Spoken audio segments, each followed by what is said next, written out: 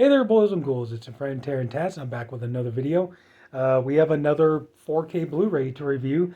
This wasn't the one that I set out to make, but I figure I wanted to go ahead and talk about this one anyway.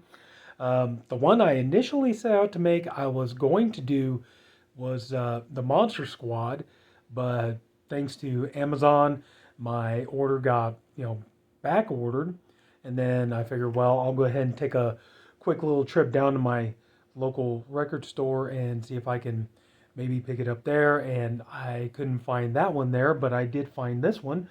And yeah, this is only, I do apologize, this isn't the fancy special edition, limited collector's edition or anything. I just ended up getting the standard.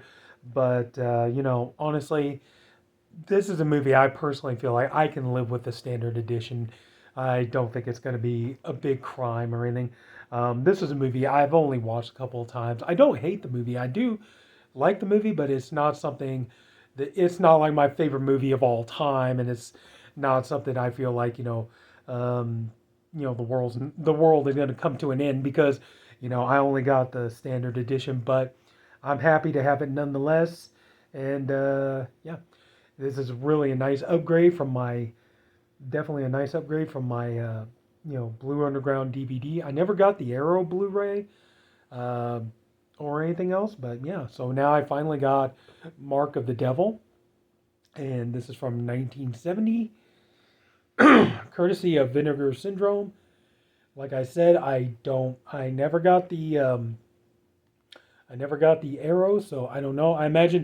I wonder if somebody could actually say, they probably did buy the Arrow Blu-ray and say, in terms of like the picture quality and sound quality, is like, honestly, there's really no difference. But I think I'm pretty well happy to have this because 3 disc set loaded with bonus features and everything else. And like I said, all I had was a Blue Underground DVD, which didn't have much. So this is definitely a nice upgrade for me. But there you go. I like this artwork better. There's the back. But it's Vinegar Syndrome. So like I said, I'm sorry I don't have the slipcase to be able to show you. But anyway, there's the alternate artwork where the girl's getting her tongue pulled out. But yeah, I mean, just I came across this and it was like, that's the thing, $29.99 for this. And that's the problem. If I had gotten the standard edition is available to order off of Amazon. But the problem is like that was $52.99 plus and that's going to be plus tax and stuff. This here, I got this for $29.99. So I think I got a bit of a better deal on this one. So a little over $20, So anyway, though, yeah, it's really nice. But like I said, I kind of prefer that artwork a little bit better. And yeah, so so here we go. Here's our discs. Here's the hang on. Okay, there's our 4K disc. Pretty much, like the alternate artwork, the girl getting her tongue pulled out. And you got Herbert Lom and Udo Kier. That's one thing I don't like about this movie is I'm not really a fan of the dubbing and everything that they've done on here. I mean, it's like, it's Herbert Lom doing his own voice and everything else, but, like Udo Kier, his voice is dubbed by another actor. You got Richie Nader, who, it's like plays a really sick, twisted guy in this movie, but to me, he's always going to be Barlow, from Salem's Lot, the original 1979 Salem's Lot. One of the, did this movie in 1970, then in 1979 ended up playing easily the scariest vampire in horror movie cinema, right next to Max Schreck. But yeah, but we got that. So at least some beautiful, nice disc art, artwork on the discs and everything. So, but yeah, it just does bother me. I mean, I really like Udo Kier as an actor. I've always liked him, and I've always really liked his genuine voice. And it always bothered me when I would hear him being dubbed in other movies. It's like this, or I'm trying to remember if House on Straw Hill, if he was dubbed in that movie as well. Suspiria. I know he was only in Suspiria for just a couple of minutes, but I hated that his voice got dubbed in that one as well. But yeah, I just wish yeah, I just wish they kind of used like the regular soundtrack, and just let him say it in his voice, and everything else. I think it would have been like a more pleasant experience on the ears. It would have been richer to hear him say it, even in his accent and everything else. So, but yeah, so um, but anyway, let's go ahead and we'll get into the bonus features and stuff. Okay, so first we got the 4K disc. Contains the 98-minute feature presentation of Mark of the Devil, presented in HDR and newly restored from its 35mm original camera negative with the following sound options. Original German language mono soundtrack with optional translated English subtitles, which honestly that's kind of fun to watch. If I recommend it. It's kind of fun. English language mono soundtrack along with a commentary track with director Michael Armstrong, moderated by Callum Waddell. Waddle. Sorry if I mispronounce it. Also included are two Blu-ray discs, and I knew it was a 3 disc set, but at first I was like, I didn't realize like, okay, there's a Blu-ray with the movie and then a bonus features Blu-ray. I thought it was one of those deals like, okay, you got the 4K, the Blu-ray, and the soundtrack. And that's what I thought it was, but I was wrong. Blu-ray number 1 contains everything on the UHD disc plus the following special features: Performing God's Work, a new interview with director Michael Armstrong; The Devil's Apprentice, a new interview with actor Udo Kier; Words of the Devil, a brief guide to the screenplays of Michael Armstrong. Let's see, with lecturer and film historian Dr. Adrian Smith. Let's see here. Okay, sorry. It's kind of hard to read, so it's like, okay.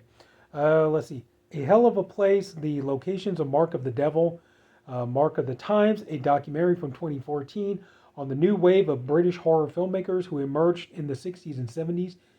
Blu-ray disc number 2 contains additional special features: Hallmark of the Devil, author and filmmaker Michael Gingold on Hallmark releasing the controversial distributor behind Mark of the Devil's original U.S. release, 2013 Q&A with director Michael Armstrong, archival interview with actor Herbert Fox. Is it? Sorry, I'm not trying to be vulgar, but it's like, is it? I think it's Fox, F-U-X, Fox. I promise, I'm not trying to be dirty. Archival interview with actress Gabby Fuchs. Okay, at least that one I understand. Let's see. Archival interview with actress Ingborg Schoner. Sorry, I can't pronounce that. Archival interview with composer Michael Holm. Archival audio interview with actor Herbert Lohm. Outtakes, alternate German language title sequence, archival artwork and image gallery, and English trailer. So yeah, I mean, this baby's loaded with good stuff, and like I said, I don't mind this movie, but yeah, this is definitely a controversial film, and especially when it first came out, and it ended up. Funny thing is, it's a British production and everything. I think it's British production, made in Germany, but British production wound up in the video nasties. How funny is that? But just a good film. It's like I like Herbert Lohm. He's good in this. He plays a good villain, and I like him in stuff like Phantom of the Opera. What else? The Dead Zone, stuff like that. But to me, he's always going to be Chief Inspector Dreyfus from the Pink Panther series. I like him pretty much everything I've ever seen him in, but to me, he's always going to be Dreyfus. And Udo Kier, like I said, I always liked him as an actor. I just really wish they could use his regular voice on this. But yeah, I mean, good film. Let's see. In terms of the picture quality, I will say, the opening credit titles are pretty rough looking, and I would suggest, like if you start watching this, kind of give it a few minutes, and eventually you're gonna see like the 4K transfer is really good and really solid. Vinegar Syndrome really did a good job. And I would actually be surprised because, like I said, this is actually a really good transfer from what I've seen. And I would be surprised if it turned out like something was wrong and they're like, oh, we have to send out replacement discs because this is not the right, this is not the right, the transfer's messed up or something like that, you know. So hopefully this is a good transfer, you know, because yeah, I really don't want to go for replacement disc. But anyway, though, yeah, it looks really good. The only thing is, though, is like when Herbert Lom's character was first introduced in the film, I was thinking to myself because it's like it's kind of weird because like his nose, kind of like the skin color of his nose, kind of seemed like it was a little off from the rest of his tan. And so for a second there, I was kind of actually wondering, is like, is he wearing like a fake nose piece or something? Um, but no, the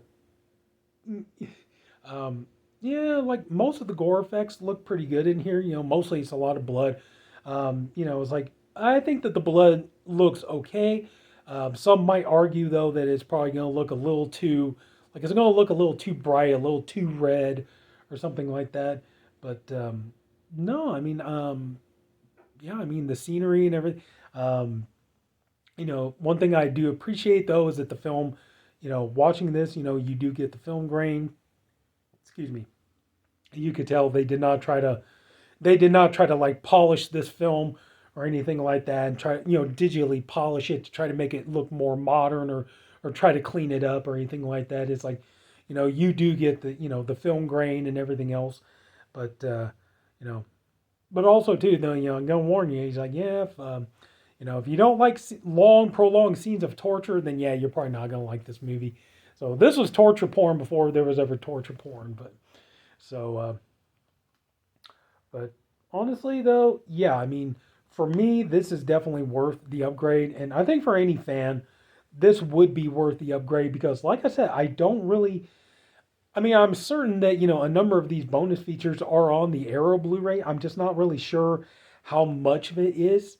So, like I said, you know, like you might watch this and you may have the Arrow Blu ray and you may be like, dude, no, no, I don't need that. I have the Arrow Blu-ray. I'm good. I have all the bonus features. I have, you know, the picture quality on that is good enough. So yeah. But for me, like I said, you know, coming off of just all I have is the Blue Underground DVD. So for me, this is definitely worth the purchase. So, and I do recommend it.